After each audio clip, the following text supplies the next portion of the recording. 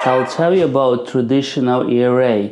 Very simple way for you to save and invest money in a tax-deferred way and also get a tax benefit from the government. So let's imagine two women. First is Natalia. She makes 60,000 per year.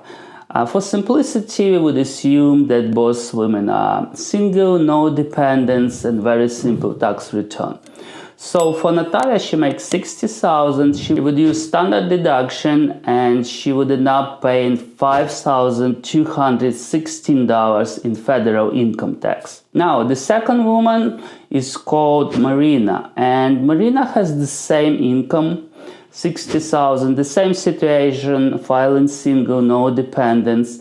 But the only difference that she puts $7,000 into investment account, traditional IRA, and then her adjusted gross income, the tax base, is actually decreased by $7,000. So the tax base is $53,000, and then she takes standard deduction as well, minus $14,600. That leaves her with $38,400 taxable, and the amount of tax she would pay by the end of the year is $4,376. So between Natalia and Marina, there is a difference of $840, and that's the tax benefit from federal government to stimulate people actually save for their retirement and have their own private pension. More good news for Marina, not just this $840 that she saved, but she invested $7,000 to IRA, and they would grow tax-free until she will start making withdrawals.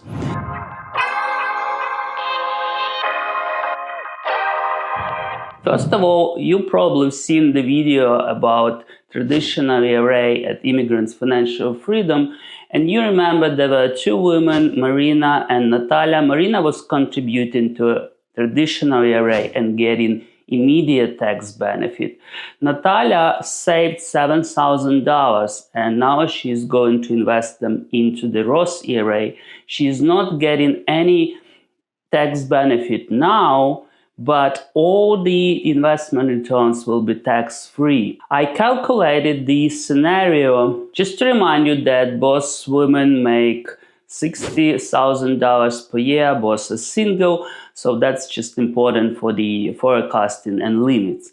Now let's take Natalia's savings, and we assume that she's gonna invest $7,000 per year with the next 30 years.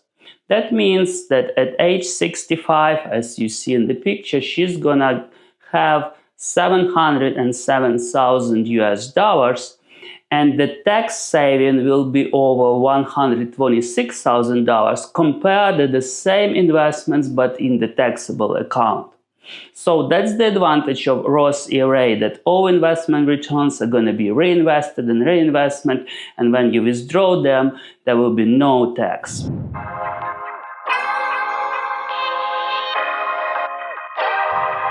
Now let me outline 4 key differences between those accounts, and then I'm gonna show you in which case which one is better. First of all, the contribution limit is $7,000 for 2024 and 2025 for both accounts. The differences are in taxation. In Roth IRA, you will pay taxes today, but you will not pay them in the future, compared to traditional, when you get tax deduction today, but you will pay tax in the future for your investment returns. In terms of income limitations, there is a certain limit when you can't use Roth IRA, and again, just to check my previous video and articles about the exact numbers, because those are different for single and married filing jointly. So in Roth, there is a limit. In traditional, there is no limit for contributions, but at some point they are becoming not tax deductible. Again, check the numbers in the separate articles and videos. The difference number 3 is early withdrawals.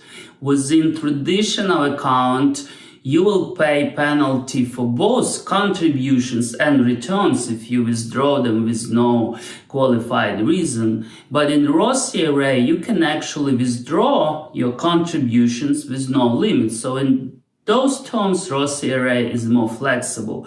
And the same goes with the retirement withdrawals, because in Roth IRA you can withdraw any amounts after 59.5 years old, but in traditional IRA after 73 years old there is a required minimum distribution.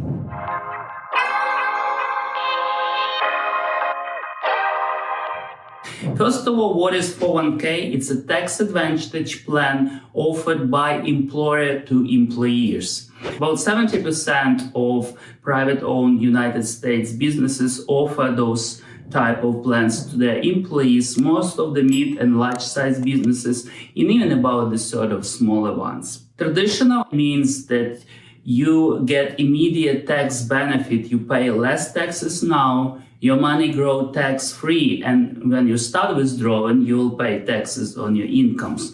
Compare that to Roth option when you don't have immediate tax benefit, but you won't pay taxes later. And just a reminder that I already made a detailed comparison of Roth versus traditional.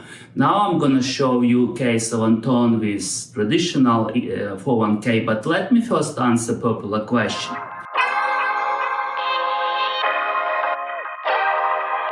So this slide goes into 3 high-level options that you have with your 401k when you have job transitions.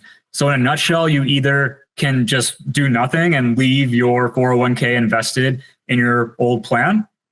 You could consolidate your 401k, so roll your 401k from your old plan into your new employer plan, or you can take your 401k and roll that into a separate IRA retirement account. This slide goes into some of the pros and cons and details, but at a high level, it's important to understand the fees that are associated with leaving your 401k in your old plan. Your employer might be covering and subsidizing some of those fees, so it's important for you to understand, what fees you have if you just wanted to leave this money in your 401k account. And then also just to keep in mind that this is just another, account to, keep track of and manage. So it might just, make your finances unnecessarily complicated. When you're rolling over into a new 401k, items to keep in mind is what investment options are available with your, with your new 401k, with your new employer. And then a benefit is that you've consolidated, these accounts into one account for simplicity. And then when you move to an IRA, you usually have a much wider range of investments. But then, echoing on the earlier point, it is like another account. You might already have existing IRAs, so something to keep in mind.